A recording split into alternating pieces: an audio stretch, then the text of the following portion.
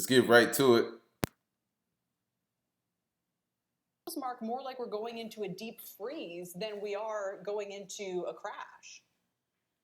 Yeah, I think that's a fair way of putting it, Kelly. I mean, home sales, housing demand really took it on the chin. 5.1 million is, I expected home sales to weaken, but that was weaker than I had thought. But it makes sense, with the higher mortgage rates conflating with the higher house prices.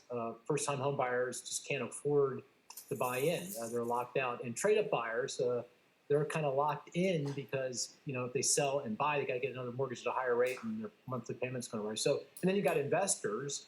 A lot of those folks, I don't think they're selling, but I think they're going to the sidelines thinking that they might get an opportunity here down the road. So demand is really weakening very rapidly. And you're right, I think housing is going into deep freeze. Is demand weakening very rapidly? I mean, I get that buying activity is drying up, but mortgage rates basically started to peak back in March. And in June, we had home prices hitting record highs. I don't think many people would have expected prices to still have some significant momentum behind them. Inventory, we're down to like 13 or 14 days. I mean, that's a record low. So it very much feels like there's still real demand out there and there's not enough supply. I don't think we're seeing the kind of drop off in the market more broadly that people might have thought a couple months ago when rates started to spike.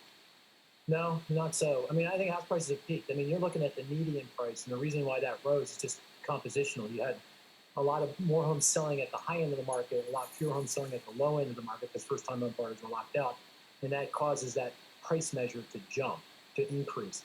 But the underlying price dynamics, they're weakening very rapidly, and I would be surprised.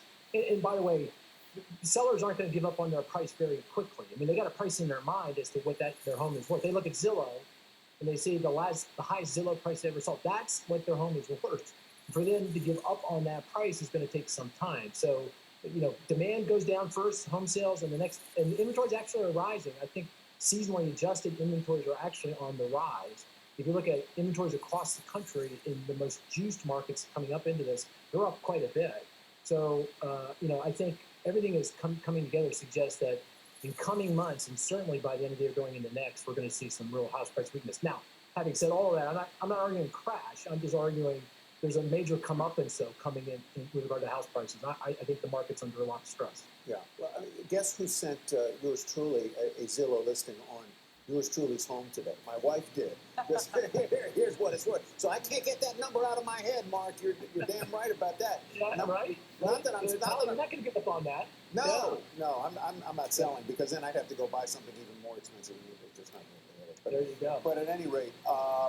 If there is a slide in prices, do you expect the slide to be greatest in those cities in the Intermountain West, maybe Florida, where the price gains have been greatest?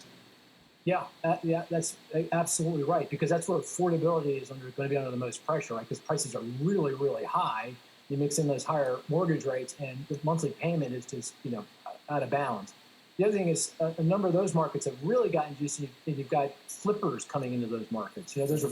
Remember the flippers before the financial crisis? We're not in the same league as that, but there are folks that, if you go into Phoenix or you go to parts of Florida, Atlanta, they're buying with the clear intent of selling very quickly. They'll get wrung out very fast, and that'll bring prices in much more significantly. So in those markets in the Southeast, Texas, Mountain West, I would expect to see some meaningful price declines. Nationwide, maybe prices go flat for a couple, 3 years, let incomes and everything catch up. But in those juice markets, I think you should buckle in. We're going to see some price declines. Boise. All right. Well, there you have it. The market right now they're saying that it has peaked. And right now we just have to wait to see how far the prices will come down, if they come down significantly. Like this video, hit that like button. I'll see you on the next video. Yeet, yeet.